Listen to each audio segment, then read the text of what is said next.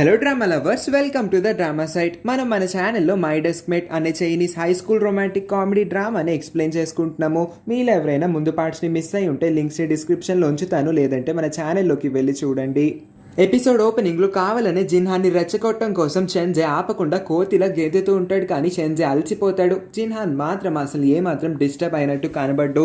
అందుకోసం షెన్జేకి చాలా కోపం వచ్చేస్తుంది. ఇంకా జిన్హానే వీడిని ఒంటరిగా వదిలేద్దామని తన రూమ్ లోకి వెళ్ళి బుక్స్ చదువుకుంటూ ఉంటాడు. అమ్మయ్య వెళ్ళిపోయాడు, నాకు ఇప్పటికన్నా రిమోట్ దొరుకుతుంది అని చెప్పి తన ఫేవరెట్ స్పోర్ట్స్ ఛానల్స్ పెట్టుకుంటాడు. కరెక్ట్ టైంకి ప్రత్యక్షమైన లిటిల్ కింగ్ కాంగ్ అసలు వాళ్ళిద్దరు ఏం చేస్తున్నారని సైలెంట్గా కాసేపు తొంగి చూస్తుంది. ఇంకాసేపటికి షెన్జేనే లిటిల్ కింగ్ కాంగ్ దగ్గరికి వచ్చి ఎందుకు ఇక్కడికి వచ్చావని అంటే నాకు చాలా సౌండ్స్ వినిపించినాయి, ఆ సౌండ్స్కి నేనే నిద్రపోలేకపోయాను, కొంపతీసి మీ ఇద్దరం కొట్టుకోవట్లేదు కదా అని అంటే అసలు నేనెందుకు కొడతాను జిన్హాన్ని, జిన్హాన్ నన్నెందుకు కొడతాడు, మీ ఇద్దరం కొట్టుకోవాల్సిన అవసరం ఏమొచ్చింది, మీ ఇద్దరం గొడవ ఏమి పడట్లేదు, ఇందాక అసలు సౌండ్స్ ఏం వచ్చినట్టు నాకు అనిపించలేదే, అది నీ భ్రమ ఊహ అయి ఉంటుంది, దయచేసి ఇక్కడి నుంచి వెళ్ళిపో, నాకు నిద్ర వస్తుంది, నన్ను పడుకొనివ్వు అని చెప్పి లిటిల్ కింగ్ కాంగ్కి తను చేస్తున్న అల్లరి గురించి తెలియకూడదని తను పంపించేస్తాడు. కానీ వచ్చిన జిన్హాన్కి ఎవరో వచ్చారనిపించడంతో ఎవరు వచ్చారని అడిగితే ఇంకా ఎవరు వస్తారు, నా కోసం లిటిల్ కింగ్ కాంగ్ స్వయంగా తను కాలుతో వచ్చింది పై వరకు, వచ్చి రాగానే నీకు కొత్త ప్లేస్ కాబట్టి నిద్ర పడుతుందా లేదా అని చాలా ప్రేమగా అడిగింది అని చెప్పి, ఏ రోజన్నా నిన్ను అడిగిందా, అడిగి ఉండదులే, నాకు నిద్ర వస్తుంది అని చెప్పి వెళ్ళి గెస్ట్ రూమ్ లో పడుకుంటాడు.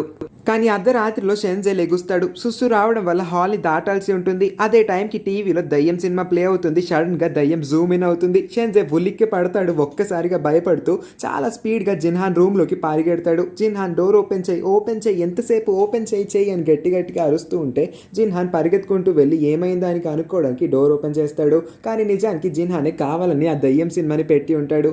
అతి వేగంగా దూసుకొచ్చిన షెన్జే చాలా స్పీడ్గా వెళ్ళి జిన్హాన్ బెడ్ పైన పడుకొని ఆ బ్లాంకెట్ని కప్పేసుకుంటాడు. ఎందుకు నా బెడ్లోకి వచ్చావు, మర్యాదగా వెళ్ళి నీ గెస్ట్ రూమ్లో పడుకో, లేదంటే నేను ఇక్కడి నుంచి తరిమేస్తాను అని అంటే ఎందుకు అలా అంటున్నావు, అక్కడ దయ్యం ఉంది, నాకు భయం వేస్తుంది కాబట్టి ఇక్కడికి వచ్చాను, నాకు నీ రూమ్లోకి నీ బెడ్ మీదకి వచ్చి పడుకోవడం సరదానా అని, కావస్తే నువ్వే వెళ్ళి చెక్ చేయని చెప్పి తన్ని పంపిస్తాడు. తీరా వెళ్ళి చూస్తే అది టీవీలో వస్తున్న దయ్యం సినిమాని తెలుసుకున్న తర్వాత షెన్జే కాస్త కుదుట పడతాడు. అయినా సరే ఆ దయ్యం మాత్రం వాడిని పీక్కొని తింటూ ఉంటే షెన్జే భయపడిపోతూ ఉంటాడు. మర్యాదగా నువ్వు ఆ టీవీని ఆఫ్ చేయి, కావాలనే కదా నన్ను భయపెట్టడం కోసమే కదా ఈ సినిమాని ఈ టైంలో ప్లే చేసావు, లేదంటే ఈ టైంలో అసలు సినిమాలు ఎవరు చూస్తారో అని అడిగితే నిజం చెప్పు, నీకు దయ్యాలంటే బాగా భయం కదా, నాకు ఇప్పుడు బాగా అర్థమైంది, ఇప్పుడు నాకు నీ వీక్నెస్ తెలిసింది కాబట్టి నీతో గేమ్ ఆడుకోవచ్చు అని అంటే ఆడుతూ ముందు ఆ టీవీని ఆఫ్ చేయని చెప్పాను కదా, ఇన్నిసార్లు ఎందుకు చెప్పించుకుంటున్నావు అని అన్న తర్వాత చివరికి టీవీని ఆఫ్ చేస్తాడు జిన్హాన్.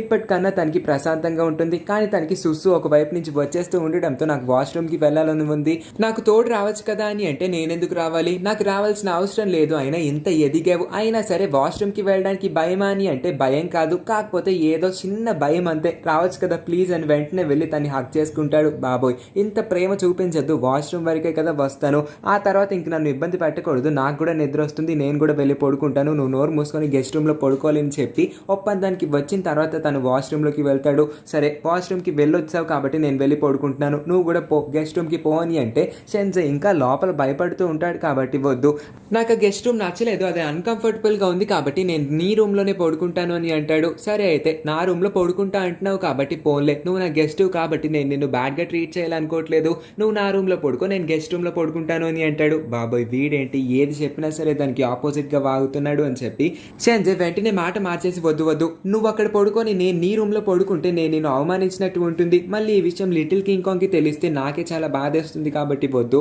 నేను వచ్చి నీ రూమ్లో పడుకుంటాను, నువ్వు కూడా నీ రూమ్లోనే పడుకో అని వెంటనే ఇందాకట్లానే జిన్హాన్ బెడ్ పైకి తను దూసుకొచ్చేస్తాడు. వెంటనే బ్లాంకెట్ కప్పుకొని తనకి ఏమి తెలియనట్టు ఒక అమాయకమైన ఎక్స్ప్రెషన్ పెట్టడంతో జిన్హాన్ కూడా తను ఏం అనలేకపోతాడు. సరే అయితే ఇక్కడ పడుకుంటాను అంటున్నావు సరే, కానీ నాకు మాత్రం నువ్వు నా బెడ్ పైన పడుకోవడం అస్సలు ఇష్టం లేదు కాబట్టి పద, ఆ విండో పక్కన ఉంది కదా ఆ సోఫా మీద పడుకో, నీకు అదే కరెక్ట్ పొజిషన్ అని వెంటనే తన బెడ్ పై నుంచి తరిమేస్తాడు. షెన్జే ఏం అనలేకపోలే, ఈ రూమ్ లో తను తోడుగా ఉంటాడు కదా అది తనకు చాలు అని చెప్పి క్యూట్ గా అక్కడికి వెళ్ళి చిన్న పిల్లోలాగా ముడుచుకొని పడుకుని పోతాడు. జిన్హాన్ కూడా నిద్రపోతాడు. Next morning little king Kong మంచిగా రెడీ అయిపోయి వస్తుంది. కానీ వీళ్ళిద్దరు మాత్రం రాత్రంతా నిద్రపోలేదు, గొడవ పడుతూ ఉన్నారు కాబట్టి అప్పటికి రెడీ అవరు. అదేంటి స్కూల్ టైం అయిపోతుంది, ఇంకా రెడీ అవ్వలేదు అంటున్నారేంటి, ఫాస్ట్ గా రెడీ అవ్వండి అని అంటుంది. ఈ లోపే షెన్జే అసలు జిన్హాన్ రూమ్ లోంచి బయటికి రావడంతో ఒక్కసారిగా షాక్ అయిపోయి, రాత్రి మీ ఇద్దరు ఒకే రూమ్ లో పడుకున్నారా, ఏం చేశారని అడిగితే వీడే దయ్యాలంటే భయం అని చెప్పాడు, అందుకే నేను పోన్లే పాపమని తన్నే నా రూమ్ లోకి రానించాను అని అంటే షెన్జే కూడా అదే డైలాగ్ రిపీట్ చేయడంతో ఎంత ధైర్యం, పోన్లే అని నా బెడ్రూమ్ లోకి రానిస్తే నువ్వు ఇలాగా అబద్ధాన్ని నా మీదకి నెట్టేస్తావా, నీకు ఇలా కాదురా, రాత్రికి నీకు ఇంకొక హారర్ షో చూపిస్తానని షెన్జేని బెదిరించేస్తాడు. ఇంకా షెన్జే నోరు మూసుకొని ఉంటాడు. ఆ తర్వాత వీళ్ళ ముగ్గురు స్కూల్ కి బయలుదేరతారు. లిటిల్ కింగ్ కాంగ్ ఇవాళ నువ్వు నా పక్కనే నడవాలంటే నా పక్కనే నడవాలని మళ్ళీ వీళ్ళిద్దరు గొడవ మొదలు పెడతారు. ఇద్దరికిద్దరు కింగ్ కాంగ్ కోసం పోటీగా గొడవ పడుతూ ఉండడం చూసిన కింగ్ కాంగ్ నా కోసం ఇద్దరు అందమైన అబ్బాయిలు ఇలా గొడవ పడుతూ ఉంటే ఎంత గొప్పగా ఉందని చూస్తూ ఉంటుంది. దానికి మించి రోడ్ మీద వెళ్ళిపోయే అమ్మాయిలు అందరూ కూడా వీళ్ళిద్దరు నా బాయ్ ఫ్రెండ్స్ అయితే ఎంత బాగుంటుందో, ఇద్దరికిద్దరు ఎంత అందంగా ఉన్నారో, ఒక్క అమ్మాయి కోసం వాళ్ళిద్దరూ గొడవ పడుతున్నారు, అలాగా నా కోసం గొడవ పడితే బాగుండు అని అనుకుంటూ ఉంటారు. ఈ మాటలన్నీ వింటున్న కింగ్ కాంగ్ తెగ మురిసిపోతుంది. స్కూల్లోకి వెళ్ళిన తర్వాత షెన్జే షాక్ అవుతాడు. ఎందుకంటే మిస్ షెన్ ముందు నుంచే షెన్జే వాళ్ళ డాడీతో మాట్లాడదాం అనుకుంటుంది కాబట్టి ఇవాళ పిలిపిస్తారు. అందుకే అసలు వాళ్ళ డాడీ వస్తారని కూడా ఎక్స్పెక్ట్ చేయని షెన్జే అదేంటి మా CEO నాన్నగారిని నేను కలిసే 2 నెలలు అయిపోయింది, మిస్ షెన్ మీరు పిలవంగానే మా నాన్న వచ్చేసారని అంటే ఏం మాట్లాడుతున్నారా షెన్జే, నేను నిన్ను కలిసి 2 నెలలు అవ్వలేదు, only 1 month 24 days 8 hours 7 minutes అని అంటాడు. ఈ మాటలకి షెన్జే ఫ్యూజ్ గాల్లోకి ఎగిరిపోతుంది. ఏంటో మా నాన్న మరీ ఇంత టైం సెన్స్ అంటాడు, అసలు నన్ను పట్టించుకోవడమే మానేశాడని కాస్త ఫీల్ అవుతాడు. మిస్ షెన్ వాళ్ళ నాన్నని ఇక్కడికి పిలిపించిన మొదటి ఉద్దేశం అసలు షెన్జేకి మార్క్స్ ఇంక్రీజ్ అవ్వట్లేదు, తను ప్రతిసారి లాస్ట్ ర్యాంకే తెచ్చుకుంటూ ఉన్నాడని చెప్పంగానే వాళ్ళ నాన్నకి కోపం వస్తుంది. మన ఫ్యామిలీ బిజినెస్ ని ఫ్యూచర్ లో నువ్వే చూసుకోవాలి, అలాంటిది చదువులో దద్దమ్మ అయితే నీకు ఫ్యూచర్ లో బిజినెస్ ని అప్పగిస్తే నువ్వు దాన్ని ఎలా డీల్ చేస్తావని అంటే అసలు నాకు ఫ్యామిలీ బిజినెస్ మీద ఎటువంటి ఇంట్రెస్ట్ లేదు, ఇంకా మీరు నన్ను అసలు పట్టించుకోవట్లేదు, నేను ఎలా చదువుతున్నాను అనేది మీకెందుకు, ఇప్పుడేమో మిస్ చెన్ పిలవంగానే వచ్చి నాతో వాదిస్తున్నారు, అసలు నేను చదువుకోవాలనుకోవట్లేదు, నేను స్పోర్ట్సే బాగా చేయాలనుకుంటున్నాను అని అంటే వీళ్ళిద్దరు గొడవని మిస్ చెన్ ఆపేస్తుంది. ప్రస్తుతానికి షెన్జేని బయటికి పంపించి వాళ్ళ డాడీకి కాస్త క్లాస్ పీకి మీరు కాస్త మీ అబ్బాయిని పట్టించుకోవచ్చు కదా, ఎదిగే వయసు మళ్ళీ తిరిగి రాదు, అలాంటిది అయిపోయిన వయసుని కూడా మనం డబ్బు పెట్టి కొనలేము, అందుకోసమే చెప్తున్నాను మీరు మీకు వీలైనంత సమయాన్ని షెన్జేతో ఎక్కువ టైం స్పెండ్ చేయడానికి ట్రై చేయండి, ఎందుకంటే షెన్జేకి మీ ప్రేమ అవసరం, ఈ వయసులోనే కదా మీరు అతనితో మెమరీస్ క్రియేట్ చేసుకోగలరు, ఇప్పుడు కాకపోతే ఇంకెప్పుడు మీ అబ్బాయితో మీరు హ్యాపీగా టైం స్పెండ్ చేయగలరు చెప్పండి, పెద్ద అయ్యేసరికి మీ మాటల్ని వినిపించుకోడు షెన్జే, అంత మొండివాడిలా తయారవుతాడు, ఖచ్చితంగా చెప్తున్నాను నా మాటల్ని వినిపించుకొని అతనితో ఎక్కువ టైం స్పెండ్ చేయండి అని చెప్తుంది.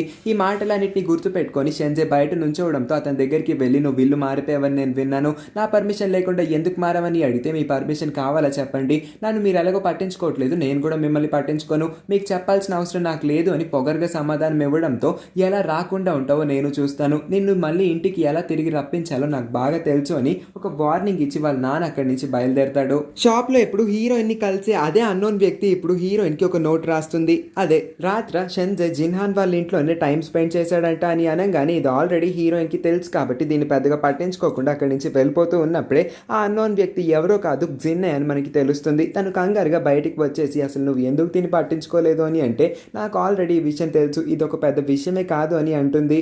సరే అయితే నేను ఇక్కడి నుంచి వెళ్తున్నాను, మళ్ళీ లీలా చూస్తే ప్రాబ్లం అవుతుందని తన అక్కడి నుంచి వెళ్ళిపోతుంది. ఎలాగో షాప్ వరకు వచ్చింది కాబట్టి జిన్హాన్ కోసం స్పెషల్గా ఒక ఐస్ జాలీని కొనుక్కొని వెళ్తుంది. అసలు లీలాకి ఎందుకు షెన్జే రాత్రి జిన్హాన్ వాళ్ళ ఇంట్లో స్టే చేయాల్సిన అవసరం వచ్చిందన్న విషయాన్ని తెలుసుకోవాలని ఉంటుంది. అందుకోసమే మెంగ్డెంగ్ దగ్గరికి వెళ్ళి తిప్పి క్వశ్చన్లు అన్నింటినీ అడిగేసి ఎలాగోలాగా వాళ్ళ నోట్ నుంచి ఆన్సర్ని అయితే రాబడదాం అనుకుంటుంది. చివరికి వాళ్ళిద్దరూ నిజాన్ని కూడా చెప్పేస్తారు. చెప్పిన తర్వాత నోరు మూసుకుంటారు. ఇంకా అప్పుడు ప్రయోజనం ఏముంటుంది. సో ఇప్పుడు లీలాకి కూడా వీళ్ళ ద్వారా తెలిసిపోతుంది షెన్జే, లిటిల్ కింగ్ కాంగ్ ఇంకా జిన్హాన్ వీళ్ళ ముగ్గురు నైబర్స్ అని. ఈ న్యూస్ వినంగానే తనకి చాలా కోపం వస్తుంది, జెలస్ అయితే బాగా పెరిగిపోతుంది. ఇంకొక వైపు జిన్ ఇంకా లిటిల్ కింగ్ కాంగ్ కూడా దూరంగా నుంచుంటూనే చాలా కబుర్లు చెప్పుకుంటూ ఉంటారు. కానీ ఎక్కడ లీలా చూస్తుందన్న భయం లిటిల్ కింగ్ కాంగ్ లో ఉంటుంది. అనుకున్నట్టే లీలా రావడంతో లిటిల్ కింగ్ కాంగ్ అక్కడి నుంచి పరిగెత్తేస్తుంది. అదేంటి నువ్వు ఆ అమ్మాయితో ఎందుకు ఉన్నావని జిన్ని అడిగితే లేదు, నేనేం కావాలని లేను, తను అలా నడుస్తూ ఉంది, ఎలాగో మన క్లాస్మేటే కదా అని నేను తన పక్కన నుంచున్నాను అంతే, కావస్తే నువ్వు కూడా గమనించి ఉంటావు కదా నేను తనకి చాలా దూరంలో ఉన్నాను, నువ్వు ఊహించుకున్నట్టు ఏం జరగట్లేదులే, నేను నీ బెస్ట్ ఫ్రెండే, నీకు మాత్రమే బెస్ట్ ఫ్రెండ్ గా ఉంటాను అని చెప్పి నేను లిటిల్ కింగ్ కాంగ్ తో అసలు ఫ్రెండ్షిప్ చేయనని ప్రామిస్ చేస్తుంది. ఆ తర్వాత హీరోయిన్ కొనిన అదే ఐస్ జాలీని ఇప్పుడు జిన్హాన్కి ఇస్తుంది. దాన్ని ఇలా విరిచి తిన్నామంటే చాలా టేస్టీగా ఉంటుందని చెప్పంగానే వాళ్ళిద్దరూ అలాగా విరుచుకొని ప్లే గ్రౌండ్ లో ఆడుకోకుండా కూర్చొని తింటూ ఉంటారు. ఇలాగా వీళ్ళిద్దరూ కలిసి కబుర్లు చెప్పుకుంటూ తింటూ ఉంటే ఇంకొక వైపు షెన్జే కంప్లీట్ అప్సెట్ మోడ్ లో ఉంటాడు. వాళ్ళ డాడీ చేతిలో బాగా తిట్లు తిన్నాడు. ఇంకా వాళ్ళ డాడీ తనకి వార్నింగ్ కూడా ఇచ్చి వెళ్ళారు కాబట్టి తిన మూడ్ ఆఫ్ లో ఉంటాడు. ఎవరితోనూ సరిగ్గా ఆడలేకపోతాడు. ఈ విషయాన్ని లీలా కూడా గమనిస్తుంది.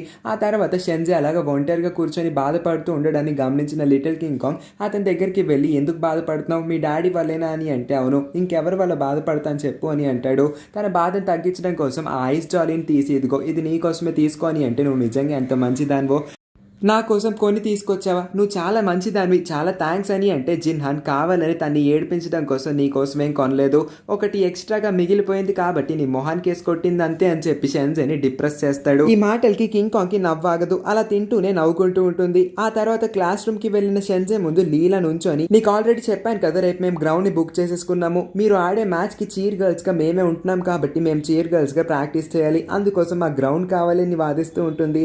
షెన్జే వాళ్ళు గేమ్ ఆడడానికి బాస్కెట్బాల్ గేమ్ ఆడడానికి వాళ్ళకి గ్రౌండ్ కావాలి.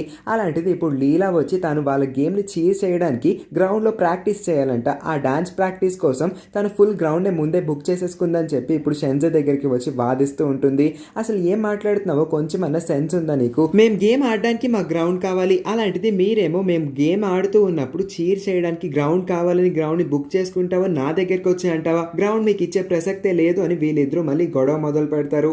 లీలాకి కూడా ఈ గొడవే కావాలి, ఈ గొడవకి ఒక సొల్యూషన్ కావాలంటే నా దగ్గర ఒక ఐడియా ఉందని లీలా అంటుంది. ఏంటి ఐడియా అని షెన్జే అడిగితే సరే నువ్వు ఐడియా ఏంటి అంటున్నావు కాబట్టి నేను చెప్తున్నాను, మన ఇద్దరికి గ్రౌండ్ కావాలి, సో మన ఇద్దరం ఇప్పుడు గేమింగ్ ఏరియా దగ్గరికి వెళ్ళి పోటా పోటీగా గేమ్స్ ఆడదాం, ఆ బెట్ లో ఎవరైతే గెలుస్తారో వాళ్ళకే గ్రౌండ్ వస్తుంది అని అనగానే షెన్జే ఇది నాకు వెన్నతో పెట్టిన విద్య, గేమ్స్ ఆడడం అనేది నాకు కొత్తవి కాదు, అలాంటిది నీ ఇలాంటి సాధారణమైన పిచ్చి అమ్మాయితో ఆడడం ఇంకా ఈజీ అని అంటాడు.